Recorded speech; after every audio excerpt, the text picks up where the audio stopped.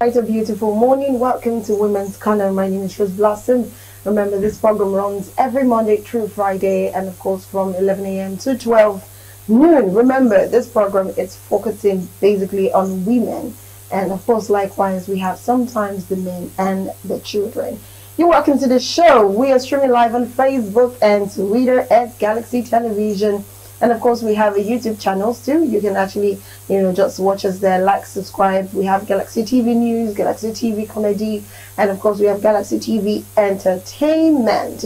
Yes, today we're talking about communication issues in relationship, in marriage, at work, with your children, with the men. We're all here to try and, as much as possible, try to reach every aspect, even especially, your working environment. And I have an amazing person that I will be introducing right after the short break. I want you to know that this is very important for you to maintain any relationship or any marriage, whatever standard, high, low, young marriage, older marriages, in years and celebration. Just know that you must be able to communicate properly. All right, let's go for the short break, and right after the short break I will introduce my guest, then we'll start talking. Stay with us.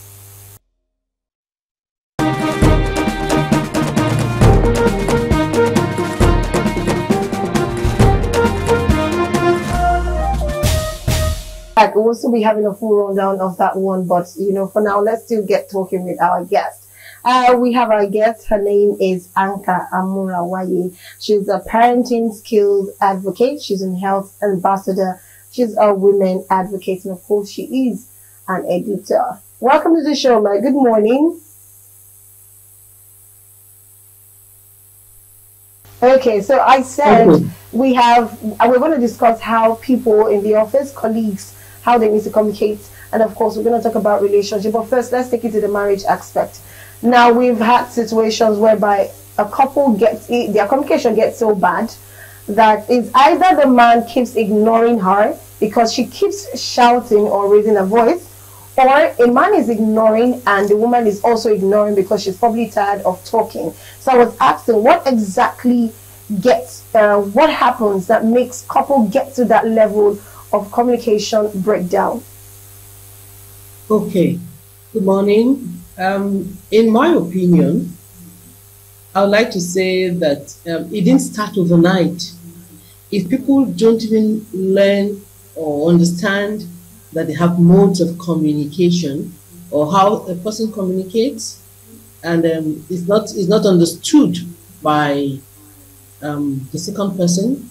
Communication can be verbal, it can be non-verbal, and one person doesn't understand the language, quote and unquote now, as it pertains to what you say and how you act and how you are perceived.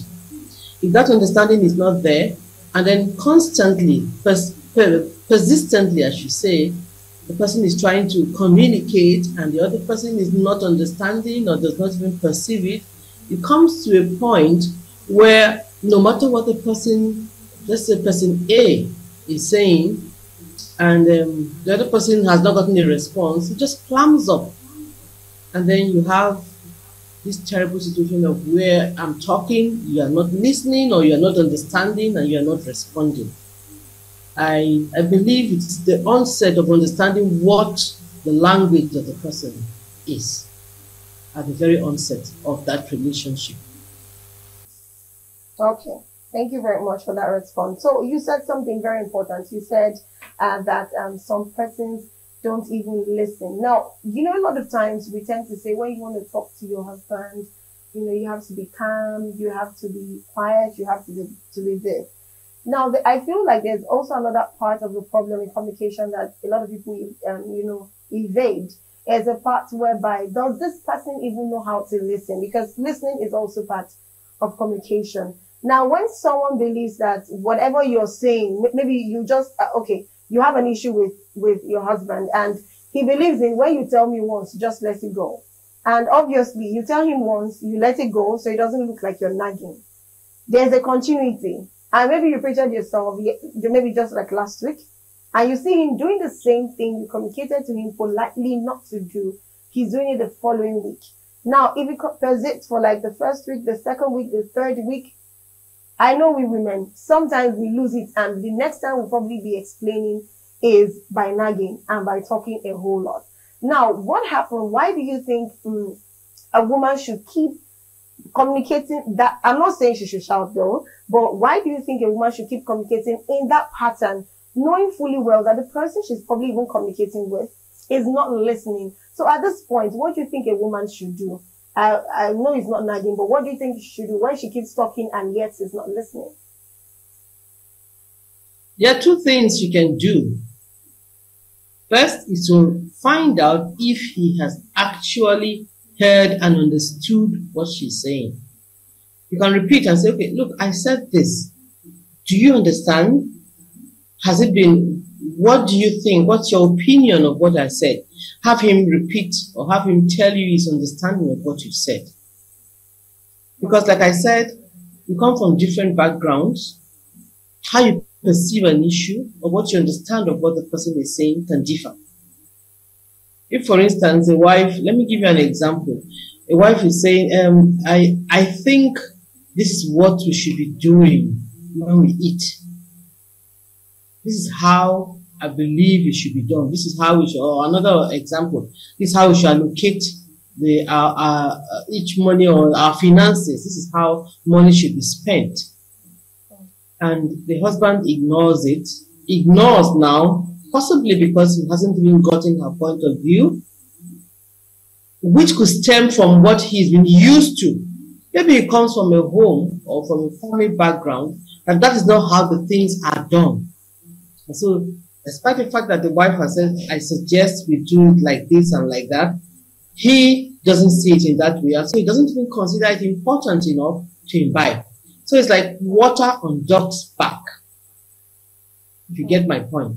So if the wife wants to know if what she's communicating has been understood, she can have him like repeat it after him. So do you understand? If he has responded, to say, yes, you understand. Well, what do you think I'm saying? How do you see it? That's the first point that the person would have made in making sure that, see, communication is a two-way thing. You say it, the other person understands it. And so if he doesn't even understand it yet, if he hasn't understood it, then you are not making any headway. Secondly, in my opinion, one of the things I do, in marriages, especially we are talking about marriage now, you have a three-way communication.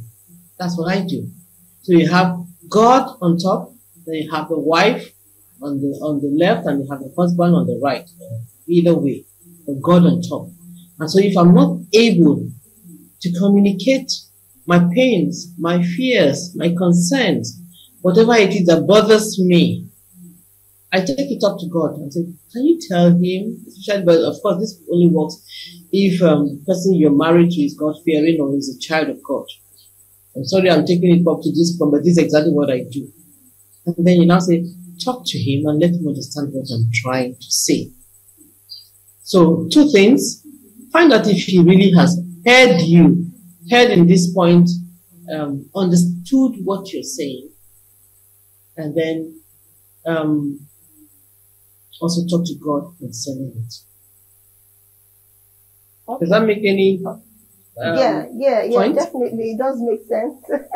I know some persons that I'm certain that some women will not still believe that that is the best way. Some will tell you, I told him once, I told you twice, the third time, I don't think I have the patience to do that. I know it's not easy, but it's something we have to learn if we want to keep our home in peace. Now, you said something, you said background difference, and I want to even add generational difference. Now, sometimes you find out some men, okay, let's say some ladies would always tell you they want to get married to someone way older than them. And when you ask them questions like, why are you picking someone older than you? They'll always tell you, and because, you know, someone older than me, 10 years older than me, when I'm talking too much, he just listens. He doesn't even have time to banter words with you. He doesn't have time to start, you know, carrying his face up and ignoring you. So even if while you're angry, it's very easy. They say it's easy for an older man to come to you, buy you gifts, even if he doesn't have money. He knows how to talk to you and make you feel like you're just my baby. I'll take care of you. Now that, and most times I realize it's because it's communication difference. So do you think a generational difference and background difference is a very big issue? And if it is a big issue, how do you think a woman should be able to manage, such difference even in their marriage? Okay. Generational issues. It's real. It's true. And I still bring it down to the background of the person, the values of the person. I say this because I keep re-emphasizing that the people are going to be make a how would I put it now? If they are going to be together in a congenital, in a cordial, yes, that's the right word, a cordial relationship, they ought to have the same values. Yes, you can have a husband who is 10 years older than the wife. But if, with his own understanding, he knows that once he's a wife, they are more or less equals. I hear people say, why is she talking to me like that? I'm the man of the house. Doesn't she even have respect for me? And I found out that there are couples where the wife is even older than the husband. But the values she's been brought up with, values she's imbibed, is that despite the fact that she is older than him, if he's a husband, he's the head.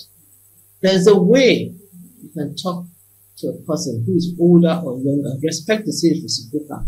Older or younger, and in the situation of marriage, you are more, yes, the husband is the head, the wife is the neck.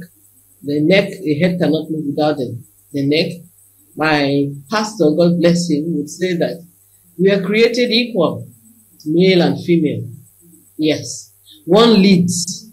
But when it comes to communication, as much of respect as you give to your husband is what he also should accord you as the wife. Where you come with values that are vastly different, way apart, you could have that problem. Now, what does the wife do when she's met with a situation where, look, the man says, I'm Lord and Master, and you can't talk to me anyhow? She should find the way to talk to him. There's a way to reach him. It may not be by raising your voice, it may not be by insisting that what I say is what must be. There are certain ways. There are different ways. Find what my friends will call his mumu button. Find what touches him. It could be, the Bible says, I'm still referring to the Bible, it's a soft answer and word of wrath. It could be that when he's quiet, when he's ready to listen, you don't come raising your voice. I said this, I did it, you're ignoring me, you've kept quiet. Do you even understand? No. If that will not work, it will not work. So find out when it's a cordial time, and softly, gently, still reiterate. Say, this thing I said, you didn't understand. Do you know it's like this? Have you seen it from my point of view? We go a long way in getting the response we want. Okay, thank you very much. I love the fact whereby we're taking out the nagging part too, because if for the Bible can actually say a man would rather stay at the top of his roof than be with a woman in the same house than that. So I totally understand. Even we as women, when we see somebody talk about the same thing continuously, we always just want to even run away from such person. So I totally understand what you're saying. Okay, now let's get tired, but over and over. The ones that are working, they come back late home. The only thing in their mind right at that point is get home, maybe ask my children the assignments, school, and whatever. Maybe they are not even given so much listening ears, because at that point, while they are trying to do that, when they're trying to cook, they are trying to, do what they need to do so they could go to bed. And because they know they will, wake up early, like one of the first persons to wake up early in the house. Now, for working mothers, how best do you think they can communicate with their partner and, of course, with their children without having this, how like these issues, these little issues? Sometimes they will say a drop of water makes a mighty ocean, something that you keep sweeping under the rug. The day it's going to come out, it's definitely going to explode, and you might not be able to, contain it. Now, what advice do you give to working mothers that still want to be there for their kids and at the same time want to be there for their husband, how do you think they can communicate effectively with both parties, children and husband? I think the families should have family time. They should create a timetable if necessary. So from this time to this time, we are going, come rain, come shine. We should have this time together. It could be at the end of the day, maybe before you sleep, when you have your family altar, or it could be, for some people it's early in the morning. People in Lagos though, it's difficult to have early in the morning because you are rushing, everybody's rushing to go out to work and to school. So for some people it could be in the evening, for some people it could be at the weekend. But there must be a scheduled time that you term family time, where if it's like you book an appointment, where people can come together and discuss. Okay, so what is happening with you? You can say, okay, for people with young children who need homework done, you can't leave it till the weekend. Yes, it's true. It's dicey. When I was raising my children, they are all grown now. Both parents, something has to give way. Both parents cannot be up at work all day long with no time for the children. One person has to be there for the children. And yes, it's true, you may feel there's some resentment. You are the one, let us say it's the wife now. Maybe she's the one that is lesser paid financially. And so she decides that she has to spend the time, get a job if she knows, or get business that will allow her to have time with the children. And the husband comes back late in the night, he just wants to sleep because, but it may be rude, but they will say, he just needs to sleep and rest because of the tough day he has had. And the wife is, look, I'm always the one with children. I'm the one that knows all the problems that are happening. I'm the one that. Yes, resentment can build, but if you create a time, have a schedule where these issues can be brought up. No matter what, we must, you can't work 24 hours a day, 7 times a week.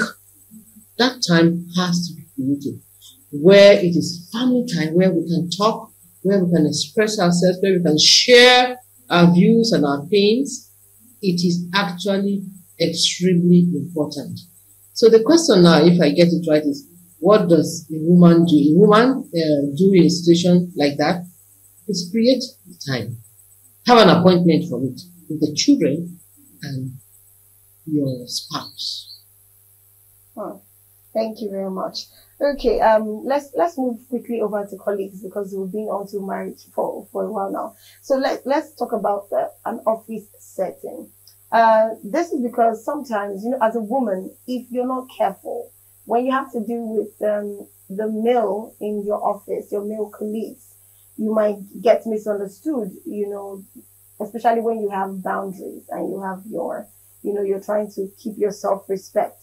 Now, how best do you think a woman can actually, be able to communicate with her male colleagues and, of course, her female colleagues? Because, sometimes some persons, get very close with their female colleagues at work, and sometimes there's always a breach in communication in the aspect whereby, let me use the word see finish. Do you understand? And also for the male aspect, you see some of them, the same thing, see finish. They'll probably, start, saying some certain things or acting in some certain ways that does not go along with your value because you're quite close with them. Now, how can a woman be able to maintain a healthy communication with her colleagues at work without, stepping on toes and making it sound like she's too strict or she's not friendly? Okay. If you're someone like me, I grew up with more males, very few females in my family. And so I found out that I could relate very well with the opposite sex.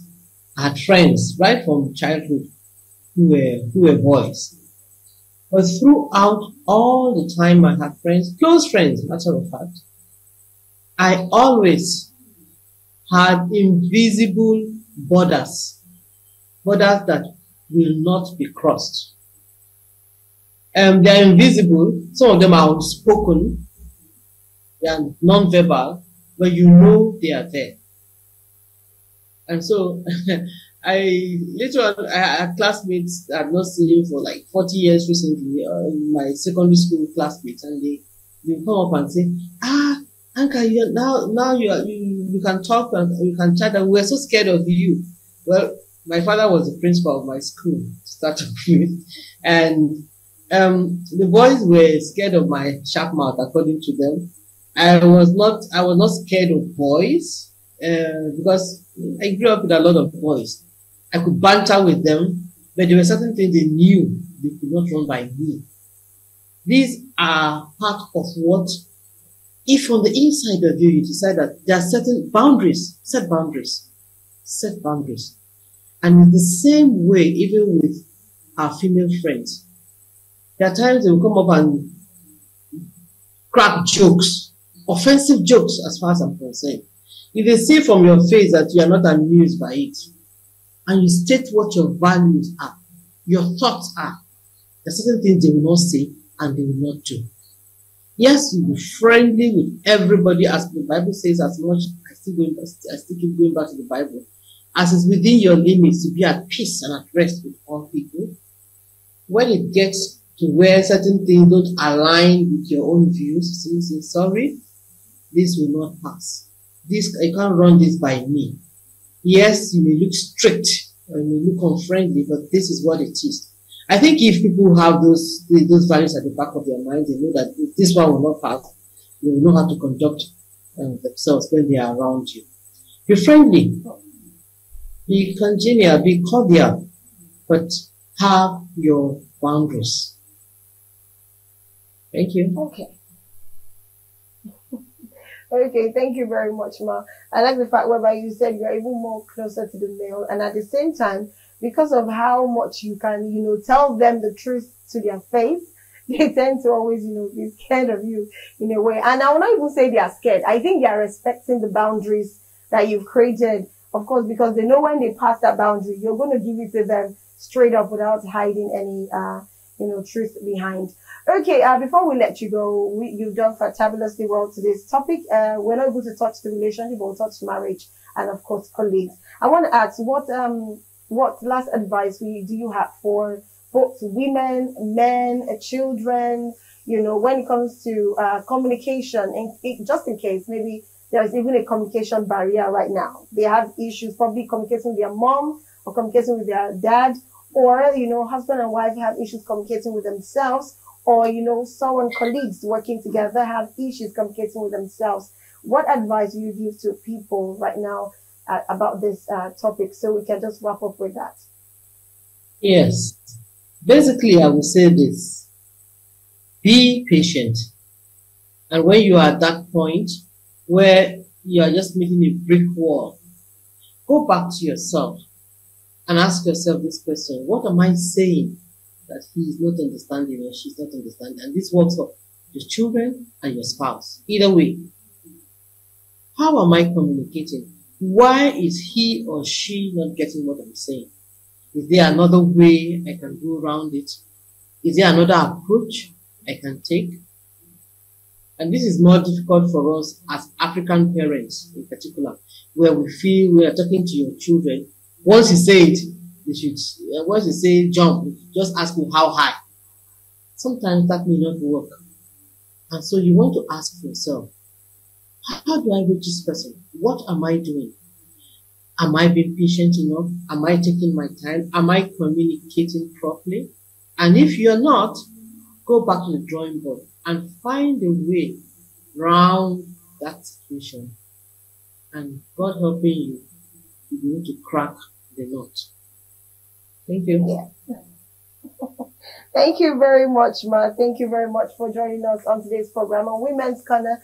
I sure did enjoy, and of course, especially for the parts of women when it comes to, I don't know, they always say women nag a whole lot, and sometimes, the bad part is a woman nags and without even knowing that she's actually nagging. That is even worse, because you don't even know you have a problem. So if there are solutions around you, you tend not to want to accept the solution. But thank you so much for dishing a very motherly advice, and of course, from an expert's angle. Thank you so much. I enjoyed today's show with you. I hope you did too.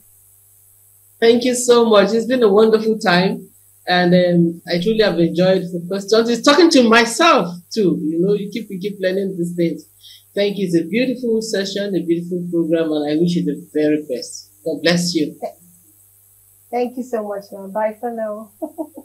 Okay, that is from Anka Amura Waye. She's a parenting skills advocate. You can see how she was breaking down all the advice piece by piece, while also, instilling a little bit of life examples, using herself as a very good example to be able to help out deal with the topic.